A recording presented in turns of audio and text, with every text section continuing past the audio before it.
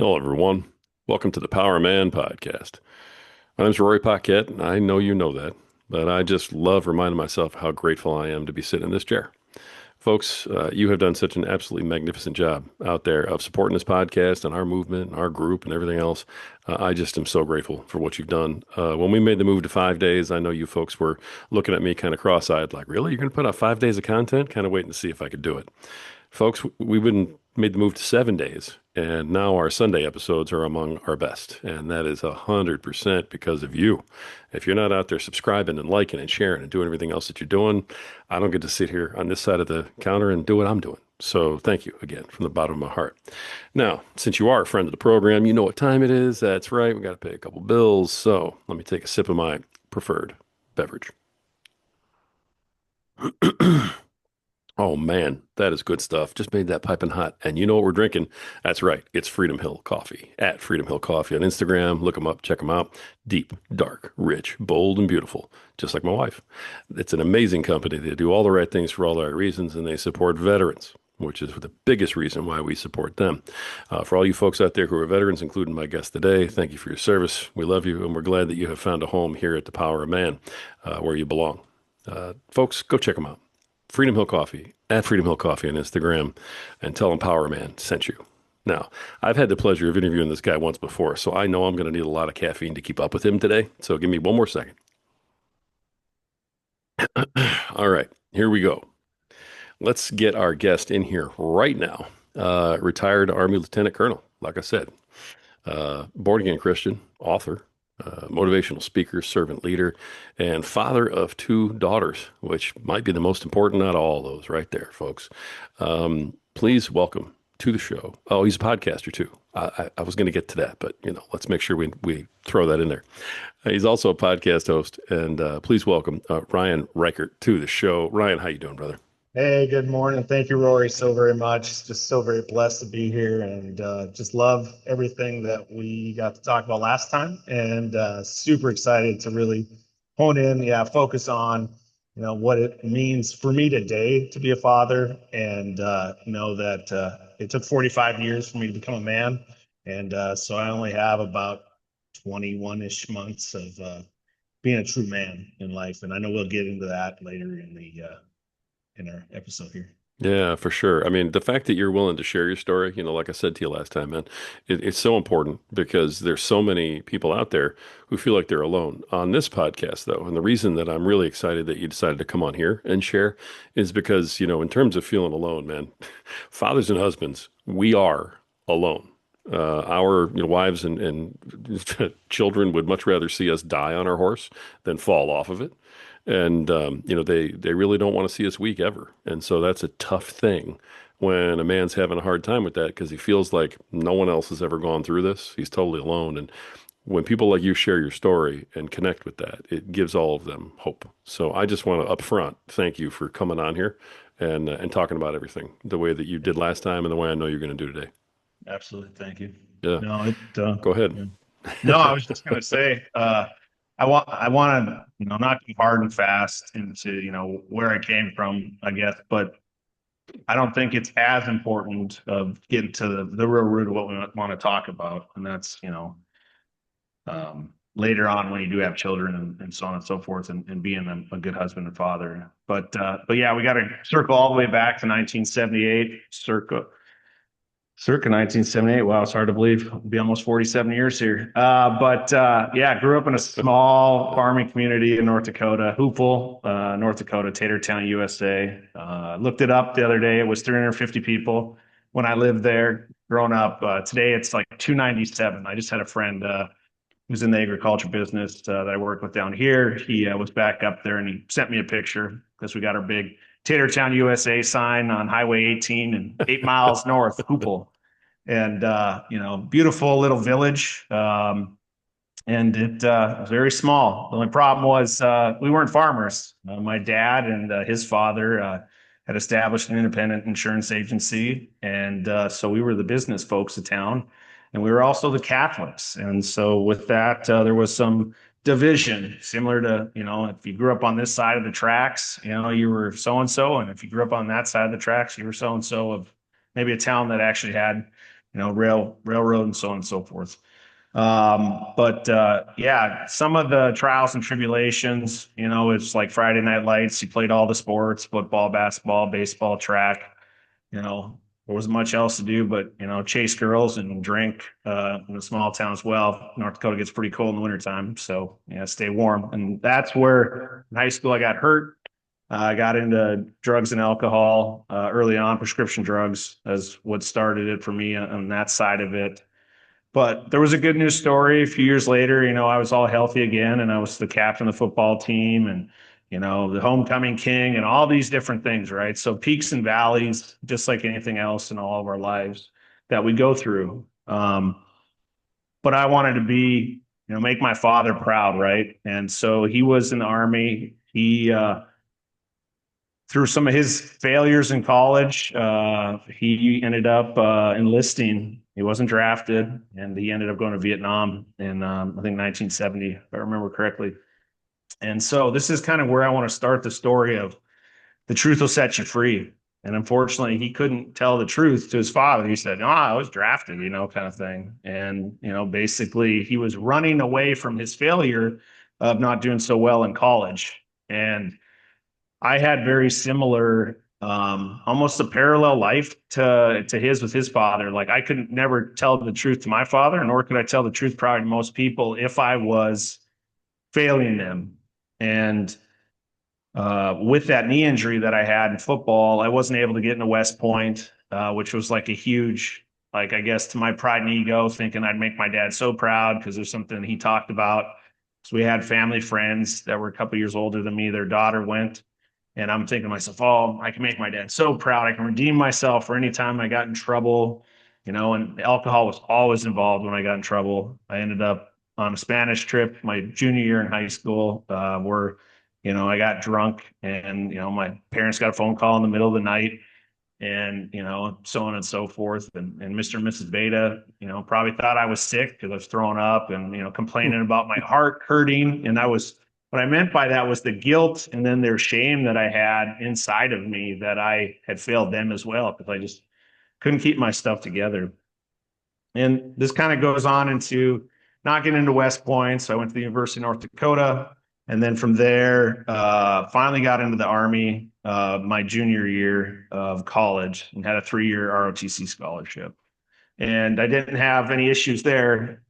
Skipped a couple of things. My freshman year, I was arrested for drinking and driving. I was on the University of North Dakota rugby team, and you couldn't have a good time without, doing some Zulu dances after the, tournament and so forth. I think it was the St. Paul Brewery one year. We cleaned them out, all the beer that St. Paul had, basically, and it was a good idea. We'll have the freshman, youngest guy on the team, drive us home, 6 hours back to Grand Forks. And I got arrested about 3 blocks later, driving the wrong way on a 4-lane one way. So that was my first taste at, what Yeah. the court system can do to you.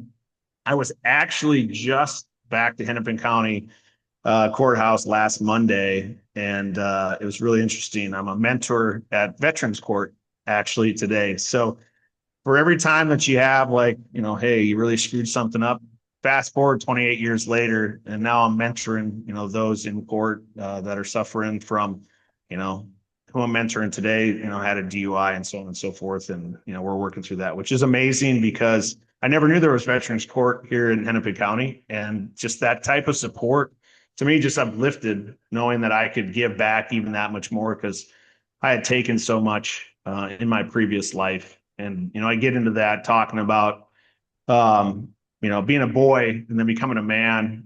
In my second book, The Icarus Effect, the highs and lows of our emotions, we all have feelings. And that's something where, it was just, I never told the truth. So therefore I was just a boy. Like to be a man, you literally have to tell the truth in every single thing you do. It can be as simple as, making a little white lie joke boastfully, your fish is this big. For those out there listening, you can't see me. My hands are going like 6 feet wide back to 4 inches here. But yeah, it's really to that end. And so, when I was in the army early on, I was like doing it for my dad, trying to, make him proud of me that I had like failed in some way, shape, or form. And I was doing it for somebody other than myself.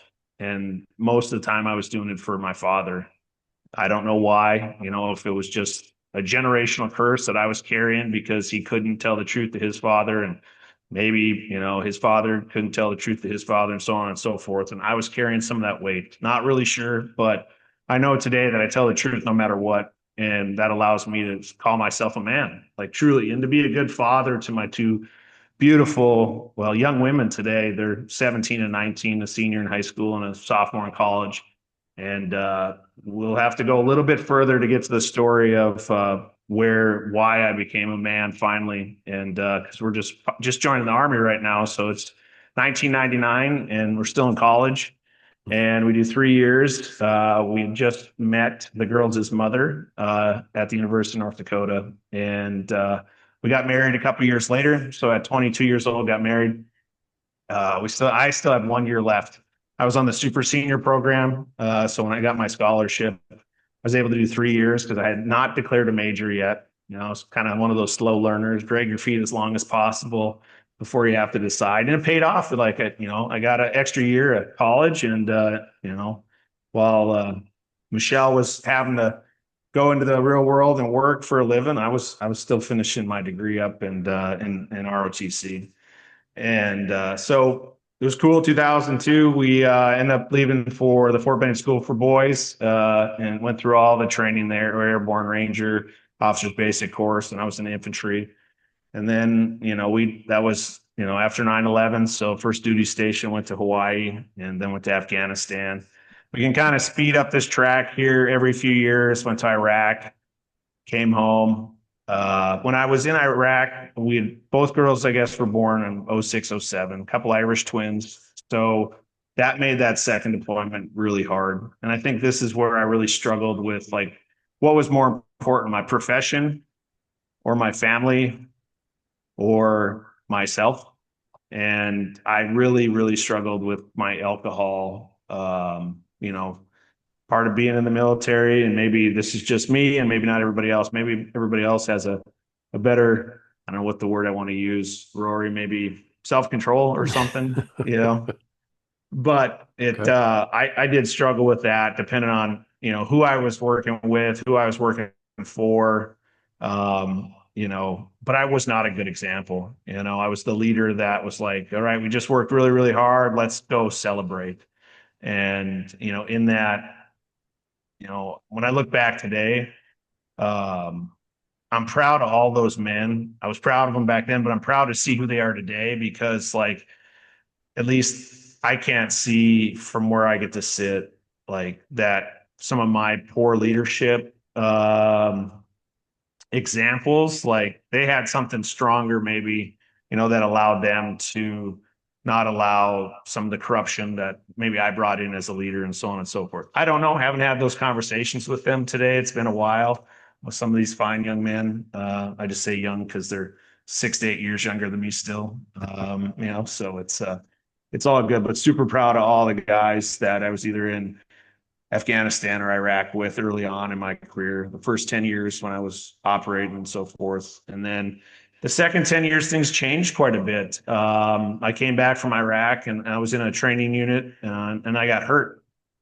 I ruptured my Achilles and I needed to have that repaired. And so this is where the prescription drug problems that I had in the early 90s with my Mm. ACL reconstruction on the opposite leg with the Achilles now. And Oxycontin, or however you say it, was prescribed. And then I abused my rank and my power to, basically, continue to request for prescriptions well after like a 60-day, normal post surgery recovery and everything else. And I think it was about 6 months before I finally had somebody call me on it. And, from there, I think then I just went back to drinking more. And once that happened, like my mind was just shattered. I think your hopes and dreams of like being a battalion commander, being a full bird colonel, then being a brigade commander, all these things that you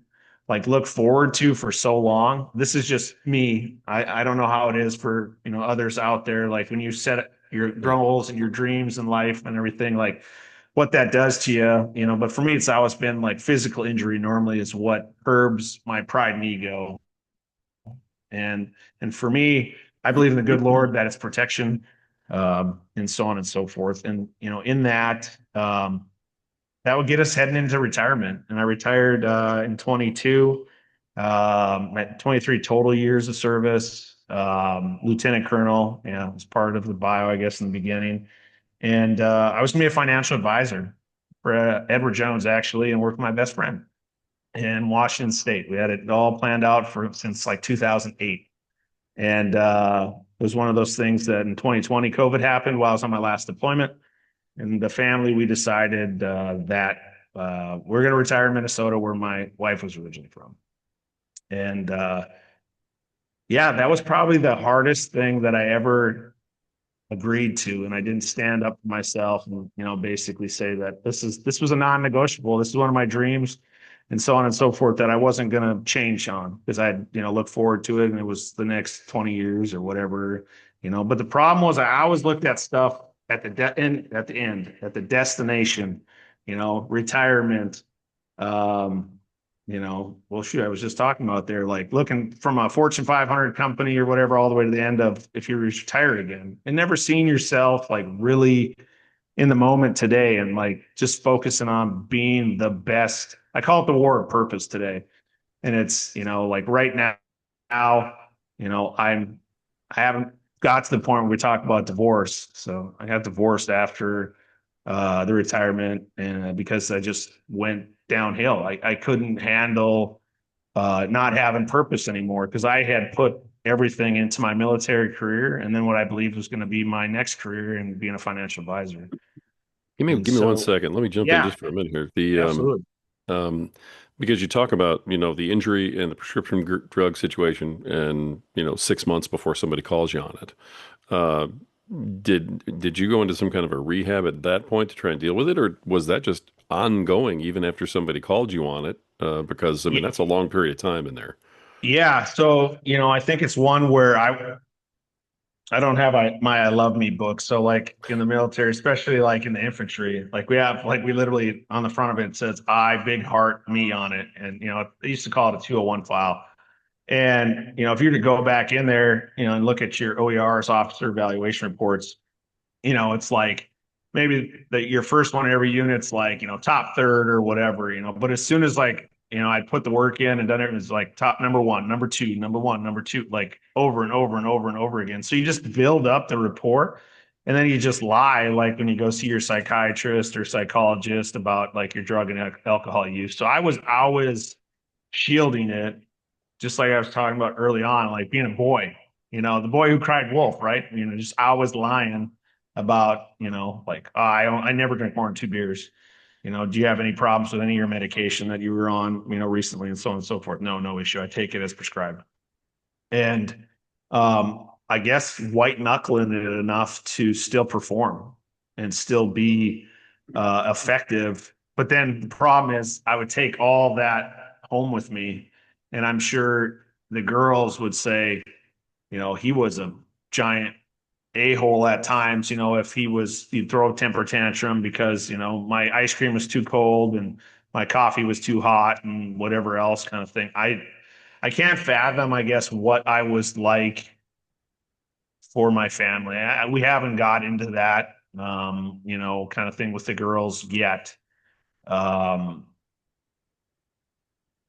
because we haven't, I guess. I would love to know, like what they believe their child would look like. I know my youngest, when I did sober up, November of 23, not so much to me, but to Michelle, my ex-wife now, it's like, his dad really an alcoholic, because they didn't see it. And I guess like I'm glad that they didn't see that, when they were sleeping, that I was like drinking in the basement or, drugging in the basement, um, talking to strippers like on the phone, like towards the tail end of our marriage, after I retired. We would go on trips with some guys, and we could get into this one too about how I feel about your circles. Show me your circles, I'll show you your level of success. Right. And it's one where not hanging out with the right folks. Like if you hang out with a bunch of guys that are, being adulterous, how's the saying go? Let's look at it from a success standpoint. You hang around 5 millionaires, you'll be the sixth. You hang around five PhDs, you'll be the sixth. However that looks like. Five people that go to the gym, you'll start going to the gym. Right. I was hanging out with not everybody here, not condemning everybody, but I was hanging around with guys that, we were cheating on our wives. We were going to strip clubs. It's like having two girls. Like today, it grosses me out to think that mentally I was in a state where I have two girls, two little girls, like earlier on when I, first started going to strip clubs, but then later on, um, they're older, they're teenagers, and I'm still going to strip clubs. And, I mean, shoot, now my oldest, could be working at one. And Right. to think what the, I guess to that end, I mean, I got a buddy I met a couple months back, Caleb Altmeyer. It's called Helping Captives out in Spokane, Washington, and he turned the Deja Vu strip club out there into a recovery center for, women and men that, are obviously going through things in Wow. life that are coming from that side of the tracks. And so, I just look at it now and go like, how can I really ever said I was a man until I stopped doing that kind of stuff? Yeah. And that to me is, well, it's a reflection. I mean, I know, my dad, I love him, but he quit drinking in '85 and he just went to, you know, I know pornography was a thing. I remember the Leonard Motel in Grafton, North Dakota. The top rack had all the triple X shows, So as us kids, we could look at the ones and get one movie, and he could get three. The problem was all his movies were coming off the top shelf, and I think you just today with our phones, kids are more susceptible to that. It's how do we curb that? How do we not, because once you have that in front of you, you just whatever you end up putting in front of you is what is going to end up becoming your demise. Yeah. And it yeah, it's hard. It's a beautiful to see because my girls today, I like watching them. It's amazing. Like, I was an enabler of all facets. It was like make a lot of money so I can provide lots of nice things for the family. I wanted to be that knight in shining armor that when I was a little boy, my mom and dad were fighting, that I was going to come save her. So like obviously I couldn't save her as a 6-year-old boy. So then I did the same thing I guess my dad did, and he was always buying us like, four-wheelers, snowmobiles, boats, trips. Right. And so I was like, oh, that's how, like, if you screw up, that's what you do to like fix it. And, all that did was like enable my family to want nice things and, probably not work as hard as, they would. And so for me, I believe the good Lord's like, not that he's punishing you, but he's like, hey, I got some lessons I can teach you all. And, Right. you're just going to have to lose it all to gain it all back in a different side of things. And it takes a lot of work. Thinking here as I'm sitting in my Carhartts today, where it's like for those who put in the work or whatever it says. Right. And, because that was always a joke, like back in the military, officers and enlisted, or non-commissioned officers would be like, sir, we work for a living, kind of thing. And I'm like, yeah, and I'm here right in front of you. Like, don't worry, we're all working together. Right. So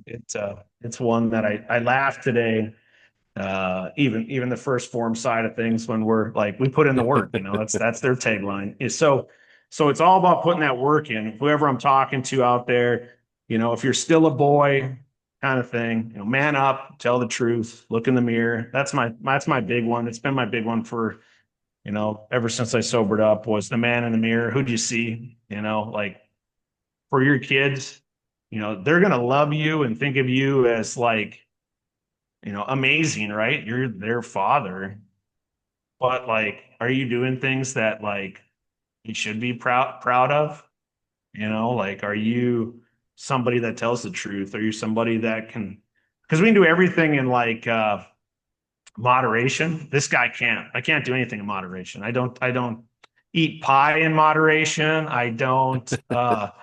When I was somebody who was a Copenhagen guy, there was no moderation of, well, I guess, having like one dip every whatever, it's like put a whole can in and, keep going. Right.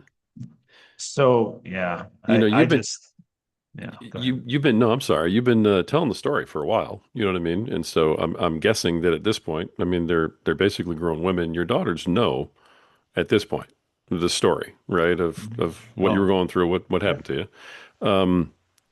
How, I mean, I guess looking back, because when we're in the soup, we have no idea what's happening, right? I mean, Mhm. it's always looking back. Hindsight's great, but looking back, have you been able to identify, like, how maybe they were impacted before, and versus like how have they dealt with it now? Now that they're hearing you talk about it openly and they actually know what was happening. Yeah,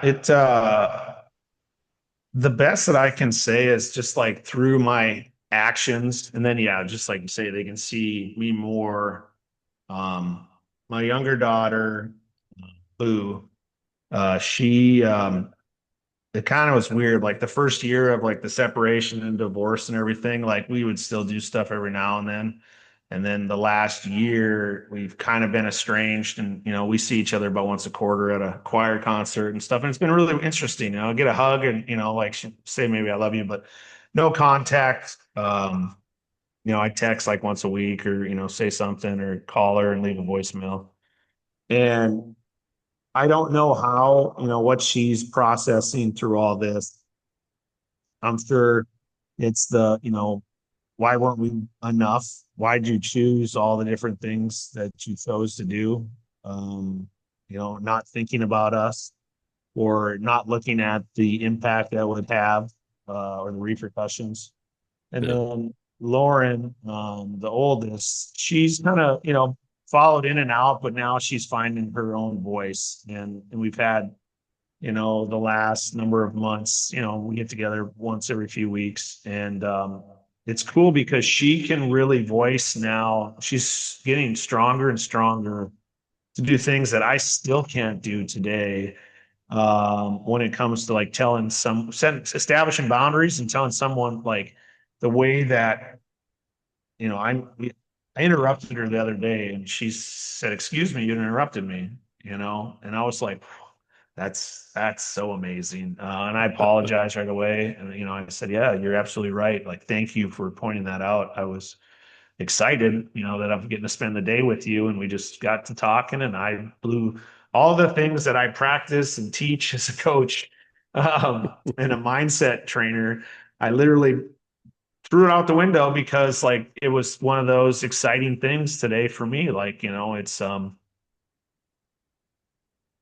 your feelings create emotions that have a tendency to get in the way of everything, two ears, one mouth. There's a reason, listen more. So it's hard for me, like when we do interviews, because I'm like I'm talking the whole time, and it's more about like I want to know more about you than me, but I know we got all the listeners out there that they want to know, like, wow, this guy was, you know, decorated, U.S. Army Lieutenant Colonel, 23 years. Like, like he's got X, Y, and Z. He's written 2 books. Like he coaches and trains and speaks and all this stuff.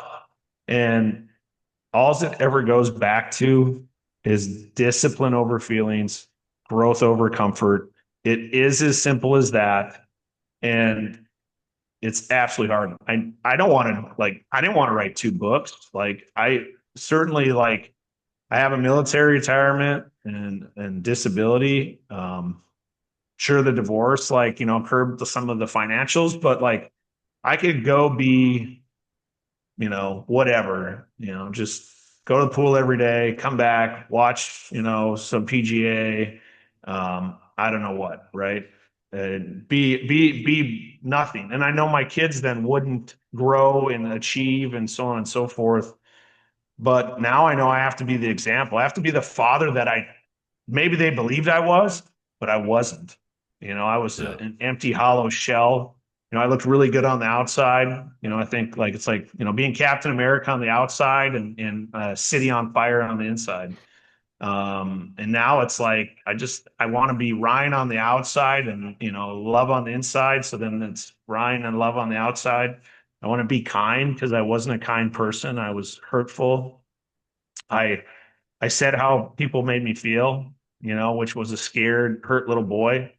I was a 6-year old that my dad left in a parking lot when he went into the Plain Brown Wrapper in Grand Forks, North Dakota, which is like a sex shop or whatever. And, I got left in the car and like ended up having to pee my pants because I don't know how long. It seemed like hours. Maybe it was only 30 minutes, but like, I went outside and I was like, it's in town. So like, I was like, I can't pee like in this alley where the car's parked. And so I just wet my pants. Well, actually, I think I ran in to find him. The guy was like mopping the floor and was like, "Kid, you can't be in here." And then got scared, ran out, peed my pants on the way out, and then sat in the car. So he came, and I was so scared that he was gonna scream and yell at me when he got back, seeing what I had done, and he was obviously ashamed, probably that he left me and then put me in that situation. But like, I didn't remember that until like a year ago, when I was going through my recovery, and it's weird little things that like you're removed from your memory to protect you, and then come back. And it's not to hurt my dad or to like show shame on my part or anything like that. It's to say like, are we putting our children in these positions because of an immediate want that, or we believe it's a need, because I get it. Like if, if you have a pornography addiction, or a strip club, like you have that lustfulness. It's lustfulness is what it is. And I had it, it was what, I, all seven of the deadly sins. I was like, sounds good. I'll take one of those, one of those, and one of these. But the lustfulness was something for me that like my whole life up until, uh, I did commit adultery and, well, I know we're not going to go biblically a lot here, but biblically is just looking at another woman other than your wife, is lustfulness and Sure. sinfulness. But the act of adultery, or infidelity, whatever we want to call it. And, it's like, why couldn't I tell Michelle like how I was, like what was going on with me? Like, why did I have so much shame, and guilt for just like this? You have these thoughts before you act, like talk about it, take the consequences on, and then maybe there's some way to resolve things. And I was like, you know what? Like, I'm jealous. Like, I'm not getting what I want, what I believe I need. So, you know what? Instead of communicating with the person that I said I was going to spend the rest of my life with, I ended up, like going out, talking to other women, and it happened well before, all of that towards the end. But, when it gets to that point, there's no coming back, no matter, what either of us were doing, Right. it's one of those where which movie of the Batman movie is it where it's like sooner or later you become the villain. And it's just one of those where if you don't come forward soon enough, like it's kind of like fighting, right? It's like, okay, go to jail for like assault and battery.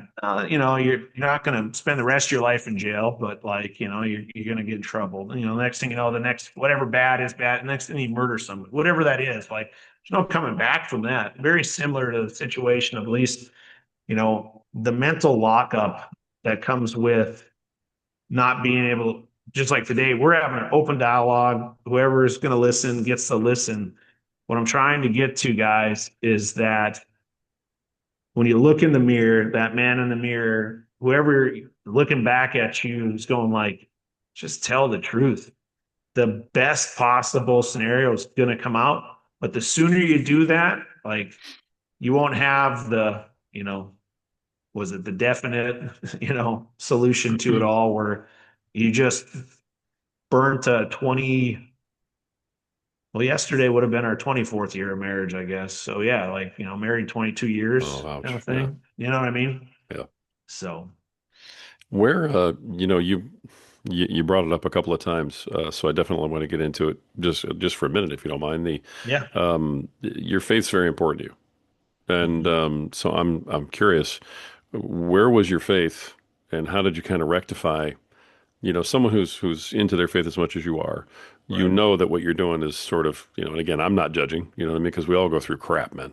Right. All of us, Yeah. there's men listening to this program who are dealing with the same stuff. Right. But in our own hearts, the reason we're filled with that shame and stuff, and the reason that it impacts us so badly is because we know that it's wrong to do it, Hmm. so to speak, but especially biblically, like you just said. Yeah. How did you rectify, a strong faith with what you were going through? What coping mechanism? How'd that work in your mind and your heart? Yeah. I mean, I guess that's something I didn't really lay out in the full bio. There would be I was raised Catholic. And so unfortunately for me, my perspective was, he's a damning God. And, so I think of like my life of like how my mother and father's relationship was, like the way they talked to each other, how impulsive my dad reacted to my mom. Um, and then so on and so forth, me blowing my knee out. I'm just being punished like my whole upbringing, kind of thing. Everyone like is against me, blah, blah, blah, blah, blah. And not seeing like the protection in it. It's all Sure. protection, all protection, all protection, little, a blessing here, a lesson there. And so, met Michelle, like, she's Lutheran. So I'm like, sweet. Like, today I joke about it. I'm like, Catholic light, right? This is going to be awesome. Like, there's less rules. Like, maybe I don't have to go to church 3 days a week, right? Thinking about, growth over comfort here. Like, so I'm talking comfort over growth.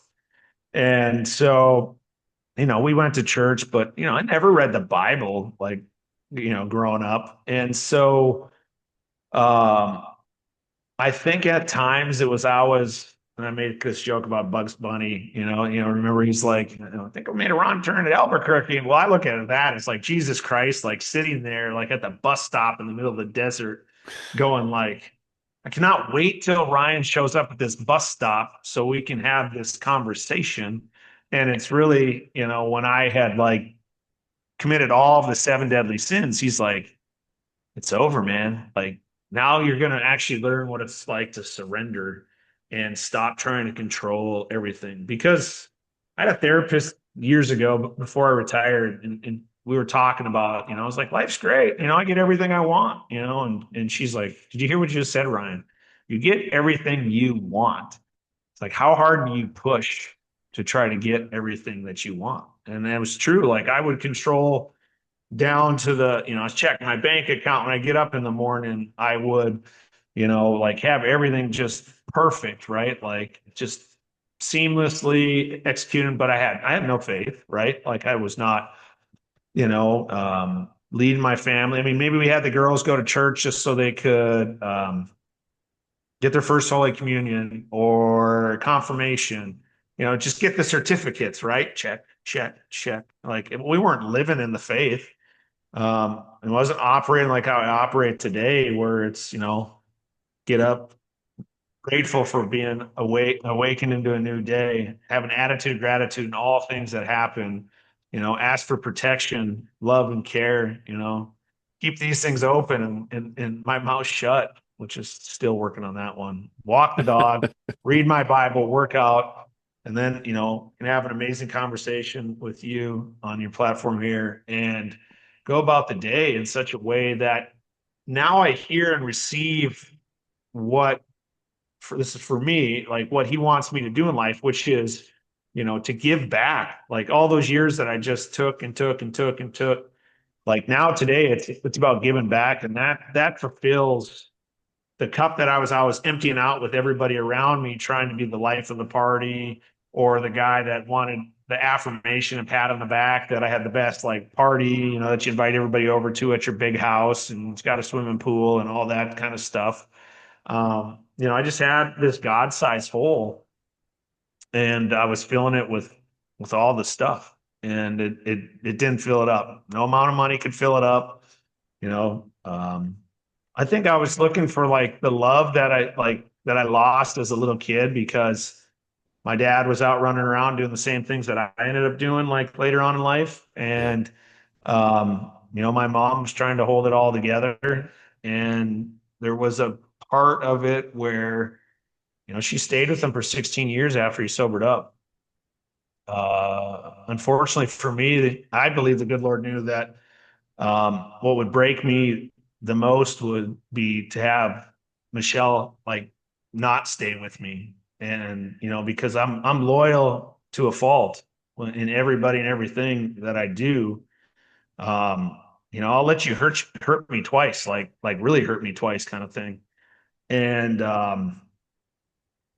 yeah, I'm just loyal to a fault. And I'll Yeah. leave it at that. So I want to go back to one other thing you brought up because I think it's important again for guys who are hearing this story. You brought up the Batman, movies and that reference.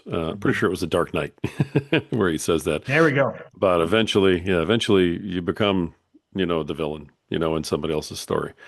Do you feel like, with everything that you've been through and everything you've gone through, do you feel like that's how your family views you as the villain who kind of blew everything up? Yeah, no, absolutely. I definitely do. Um, yeah, because I had the opportunity, to stop. A few days before I sobered up, I was on the phone talking to another woman, and Michelle had opened the garage door and was like, "Who are you talking to?" And in that moment, right there, I told her I'm talking to another woman. Obviously, she shut the door, broke down. My youngest daughter saw or heard, all of what was going on.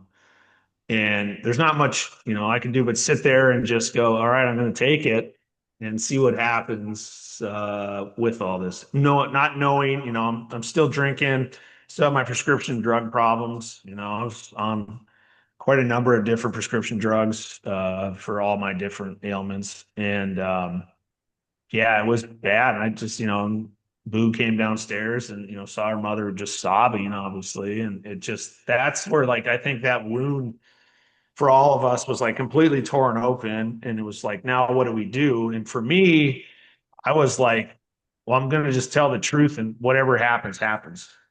Yeah, Well, obviously for me, I just wanted all to be over with, right? I wanted all to just like go back to normal, like like hey, I've been lying for the last 45 years, like hey, like we should be able to clean this stuff up in an afternoon, easy. Maybe we could have it done by lunchtime if we get started early enough, like cleaning this my side of the street up. And the problem is like when you have that much destruction, like Michelle doesn't know like that's like, well, has he been doing this our entire marriage? Kind of thing. Like right. where does it stop? And then for the kids, it's like, where his dad always lied to us, like what can we believe? Now all of a sudden he wants to tell the truth because like he's been found out and like when he says he loves us, like, does he really? Because obviously his actions would show that like he doesn't love us. Like he just, and that's the thing, right? And one, it wasn't just one choice. I mean, there was multiple Right. times that there's a pattern to it all, right? Like, I mean, it's just like watch one, you go to Pornhub or whatever, right? And you start that, like, I wasn't a porn guy except on deployments, except on deployments. Well, deployments are a year long, right? So for me, they were a year long. Um, and realizing like in life, your significant others, if they're holding you to a standard, like they love you like so much. And it's one of those that's what it takes. Tell the truth and be held to a standard that you actually can execute. That's being a man and not just to shut your mouth. And just like you said in the beginning, Rory, it's like one of those things, absolutely, like as men, if you are a man, you're gonna be, you're gonna have 30 arrows in your back, like kind of thing. You're gonna be, you know, busted up knees, hands, like just rugged. Um, but you know what? That's pretty cool. I mean, that's a title to me now today. Like you ain't getting it back. You are not getting this championship belt that says I am a man away from me now. Like if I have to get on every podcast under the sun and tell my story to the world, like because think about it, everybody under the sun out there, like you're in a position of authority or whatever. What's the first thing they do? Let's go see how many skeletons this guy's got in his closet, this girl's got in her closet. we're going Sure. to break them because that's going to erode your trust and confidence in them as a leader, so on and so forth. Right. And it's like, for what? Like, yeah, I made some mistakes. I've repented, repentance means to change. And so, like, that doesn't mean at times that I'm not going to cuss. It doesn't mean that, I'm not going to tell like a joke that's unkind or whatever, or make fun of somebody maybe because, that just go back to old habits. But like, you just knowing that you you can change for the better. You're not gonna be perfect, the coolest thing about being imperfect, I think about this as being an imperfect Christian, is it's I am perfect. Like it's one of those that imperfect is I am perfect. And so just be better than you were yesterday. That's it. And I know yesterday I was like, cool, let's see. I got up, I worked out, I read my Bible, I helped some people. What else did I do? I went to all my commitments. I did everything I said I was going to do, and that even goes for being at home. It's like, all right, Mondays, it's like clean the house day. So like if I wrote that down somewhere, that means I said I was going to do it. I did it, check. And that to me today is like the change necessary. And I understand that not everybody's going to go like, I'm not pro Ryan, kind of thing. I was pro Ryan before I knew everything in life. I'm not. Well, that's okay because little study that happened out there. I can't remember if it was Stanford or Harvard. It's like 30% of the world's going to love you, 30% of the world's going to hate you, and 40% doesn't give a shit. So, you know, I haven't met 2.4 billion people yet, but Yeah. sounds good to me. 2.4 billion love me. I can get on board with that. There you go. I haven't heard that study yet, but I like that one. Yeah, that works for me 100%. Yeah, take it. I mean, I appreciate you, sharing this stuff the way you are, obviously. And I also appreciate the fact that, part of your mission right now is to go out there and you write books and you do a podcast and you do coaching to help men, avoid the same mistakes that you made or recover from the mistakes that you've made, because that's a much more credible source. None of us as men want to look at the guy who's sitting on the hill and, was raised with the silver spoon in his mouth and has never had an issue. He doesn't get us, but the guy who's been through what you've been through and has literally been through the fire and has come out the other side and said, no, let me help you avoid this or fix this before it's too late for you. That guy people want to listen to. So I'm glad you're doing what you're doing. I appreciate that.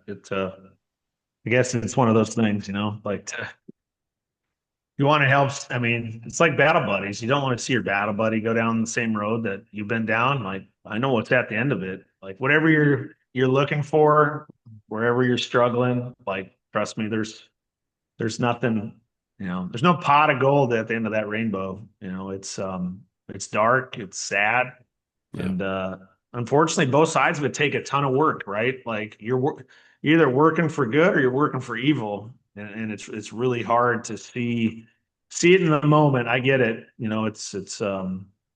Life's an illusion from the side of like what you want it to look like. I guess, do you want it to be full of light and amazement, or are you happy with the dark and dreary? And yeah, it just takes a lot of work, and Right. that's a four-letter word, unfortunately. Well, let's give these guys another four-letter word, some hope. Okay. And let's talk about some of the stuff that you're doing. You've got your book series, Our Protector Development. Yes, sir. So tell these guys about the books that you've written. What are they? Give me the titles. What are they for? Yeah. That type of thing. Yeah, for those like watching this or whatever, I'll hold one up just so you can see. God only knows when the devil comes for you, a Yep. second chance at life. This one kind of walks you through uh, the divorce process for me, a little bit of recovery. I also lost the Fortune 500 job that I had about a year into everything with the divorce. And so, yeah, I got all the, I don't know, whatever the top three of loss or grief or whatever they call it, and but it walks you through it on how to rebound, rebuild, and sometimes I look at it as losing the Fortune 500 job was the opportunity for me to create Our Protector LLC, which has turned into Our Protector Legendary Leadership Companies. So yeah, there's the book series side of it that then, I can help you write a book. 80% of the world want to write a book, only 3% ever do. So be part of the 1% to actually say if they're going to do something, they do it, which would encompass everything. But yeah, that's the first book. The second book, The Icarus Effect, the highs and lows of our emotions. We all have feelings. Yeah, this one walks you through from a boy to a man, and great study from Harvard in there that we look at working on your EQ, so your emotional quotient. It's actually a skill you can build. Your IQ, unfortunately, your intelligence quotient. You can read books, which everyone should do, because you're taking on someone's 40, almost 7 years of experience in the last book, and the thousands of books I suppose I've read, so far in life. And it's one where you're just tapping in. So it's like, what was that Adam Sandler movie, Click, where you could like fast forward through stuff? It allows you to fast forward reading all these books because you're just downloading someone's life experience by reading that book or other books within that book that certain studies are taken out. Third book that's still in the works in the editorial review. Not sure on titles here, so this could be a good one. I'll throw it out there on social media too. We're still working it, but I wanted it to be like the Captain America standards, but Captain America's copyrighted, so it's really messy with Disney. So we're not going to go down that road with them. Like they not making enough money to fight those guys these days. Right.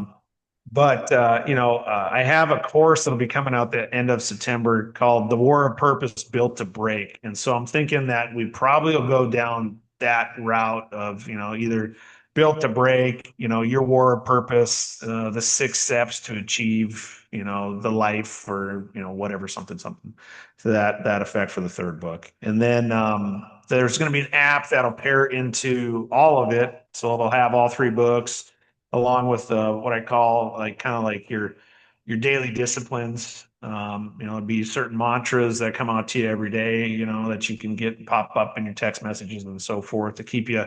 'Cause motivation is fleeting, right? Like it's like, sweet, I'm motivated for about 30 seconds, and then I forget that I was going to go to the gym. You just have to have that discipline and so on and so forth. So yeah, we're just looking at harnessing everything under the Our Protector development umbrella, and then from there, really focusing on um, the discipline side of things. I mean, that's one thing that Ranger School taught me, 61 days of just get your, teeth kicked in, be tired, be hungry, and still know that you can execute the mission every single day. And in the end, like you'll win. And you graduate, you go to your first unit, and you go to Afghanistan. And then it was fun. That was Ranger School in the mountains of Afghanistan. So it was all good. But yeah, so definitely excited for anybody out there. If you want to, hit me up, do a little more discovery into things. First sit downs always free. So you can catch me at ourprotectordevelopment.com or any of the social media out there. It's either Ryan T. Reichert or Army RT 1978. And yeah, hit me up. Let's chat. Like I'm here to help. Like today, I'm here to be the ranger buddy that you didn't know was out there. Your older or littler brother that the good Lord is placing in your heart. I mean, I got my first little brother like 3 4 years ago. It was pretty cool. I didn't even know that he was out there, and Yeah. today it's pretty cool. I have a whole new family, and not by blood, but by divine spirit. So I look forward to anybody out there that just wants to chat, talk. If you're in the Minneapolis, Minnesota area, hit me up and go have coffee together or whatever. It's I'm all for it. Excellent. Excellent. I love the way you just wrapped that all up so nice and neat too. Perfect little package. That's all right. Let me ask you quickly about the podcast because I Yeah. know that you got a podcast and you got a co-host out here, Lisa Sander, I think, right? And you and Lisa seem to be putting something pretty cool together over there. I've listened to several episodes at this point. It's been interesting. So tell me just kind of what you're Yeah. doing there. Yeah. I mean, that's our healer, our protector, has been, you want to talk about spiritual warfare. It was something that was supposed to start way back January of this year, and I don't think it launched until May. And yeah, Lisa is a 25-year veteran of all things nursing in the greater Twin Cities area. It's unbelievable heart and soul and spirit. And yeah, she's had quite the past, and she's never lost her faith. And so we're pairing up together, call each other partners in crime. And the crimes committed are those that don't want to see the truth in things and just know that it's going to unravel. So we talk about divorce, both divorced, blended families, the trauma and the healing necessary to bring those blended families back together, the fracturing that happens through the divorce process. And yeah, it's pretty amazing to see where it's going. And then we just applied for our 501(c)(3) like 2 weeks ago. So looking forward to by the end of 25, our healer, our protector will be literally looking to feed the poor, heal the sick and protect the weak. Start here in the Twin Cities, in Minneapolis and St. Paul, Minnesota, but then taking that show on the road. And through kindness, we're looking at let's heal this fractured world we live in. Wow. Wow. Okay. 501(c)(3). No joke. Okay. I don't make it up. He just says like I'm going to put people in your life that this is going to happen, that's going to happen. And I was speaking at so Warriors Next Adventure, an amazing nonprofit that helps veterans out. They're actually I think doing their mountain climb out in Colorado this week as we speak. But they had me out to keynote or semi keynote one of their events that they did back in July, and it was amazing. The folks that were there, and I hadn't with my transplant here in the Twin Cities a few years back. I still hadn't really connected with the military community. Between my pride and ego in Fortune 500, and then like trying to just pull my head out of my fourth point of contact. I just hadn't got back to giving back, and in the last year plus, it's happened, but it was more started in the church, started in recovery centers, and now we're finally, working with Bravo Zulu House, which was the first all veteran sober house, and it started here in Minnesota and Winnebago, about 2 hours south of Minneapolis. And yeah, Lisa's on the board for the women's group, so we'll be starting a house hopefully this fall. And but getting back to Warriors Next Venture, it was just so cool because like Nick's like, oh yeah, I work with like anybody wanting to start a 501(c)(3), and everyone else I talked to was like, it's so much work, it takes years, like you'll never figure it out, it'll be thousands of dollars in legal fees. And I literally was invited to speak at this event. Had an amazing weekend with the guys that were there and the other speakers. And yeah, the next thing you know, like a month later, Nick, Lisa, and I are sitting down filling out our paperwork, and it's backlog in Minnesota here until probably about December to get it, but that's fine. We'll continue to build the business plan out for it. And I think about like I'm a Chevy guy, so I mean I have my big 3/4 ton, and I go around and it's got our protector development on the side of it and everything else. Like it's got Iwo Jima, the Marines, like hoisting the flag, and it's got cavalry like blended into things. And I would love to see like our healer, our protector, like mobile vans going around to help people that are sick, that are homeless, even like families that, are low income, that, what can we do to give back? Because I just think of all the things that, for years I did across the world for other countries, but in our own backyard, everybody that does mission work everywhere else in the world, I think is amazing. I've been there, done that, got those t-shirts. It's just like when I look across the street and I see that, a homeless camp or whatever, it's like, what can you do to like, I'm blessed. Like I have a 2 bedroom home to live in, kind of thing. Like it's like, who has less than you? And what would you do for them? Because they have kids, or they have a mother and father, like, like that could still be alive, that didn't, maybe they believe that they weren't loved, and so they left. And it's one where it's like, maybe you're the brother or sister that they've always been wanting, and you just need to be the spark. Because I was not that guy before. Homeless person on the side of the street asking for help. not my problem. Go get a job, And Yep. now I believe today for me, I'm like the one who it's like, hey, here's a little bit of hope. Just like you said, here's a little bit of hope. And, from there, because you can't answer that question until you give a little hope to somebody.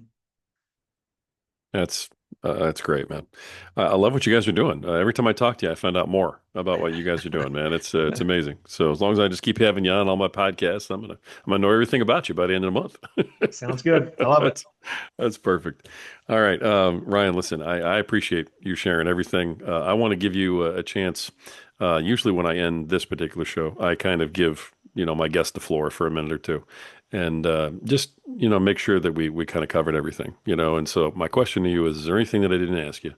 Is there anything that we talked about that you want to double down on, or maybe just a parting thought, leave behind that type of thing for all of the men that are listening to this that may be going through a lot of the stuff that you went through.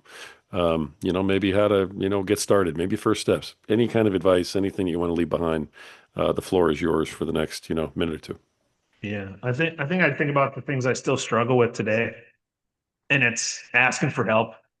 I think as a man, and whatever, or maybe it's just me, I don't know. But I really struggle for help, and sometimes like that's the kind of the slight flicker switch, whatever you want to, that turns everything on. It's just asking for a little bit of help. So ask for help. Whoever you do like trust just a little bit more in your circle, because you're like, everyone's against me. There's got to be like one person that you just have like a modicum of like, I can talk to that person and just say, hey, would you help me with X, Y, or Z? Like for me, like now in business, like I'm not a tech savvy guy. Like, I get scared when it's like AI or I can't talk to a human, whatever it may be. Just ask for help. It's that simple. Set up a call and ask for help. There's tons of resources, just like me talking about Veterans Court here in Minnesota. I didn't know it existed. I'm so glad it does.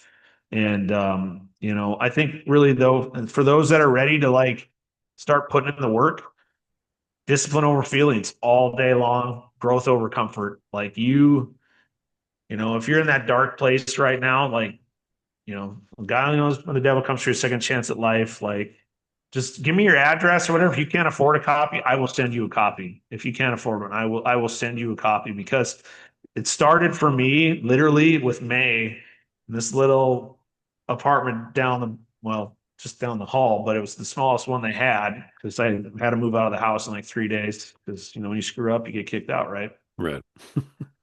And May like it's like, hey dude, like you need to let me out. Like otherwise I'm gonna do my business in this little place. And it was so small, I'd be like doing it on you, kind of thing. And so it started literally just walking around the building.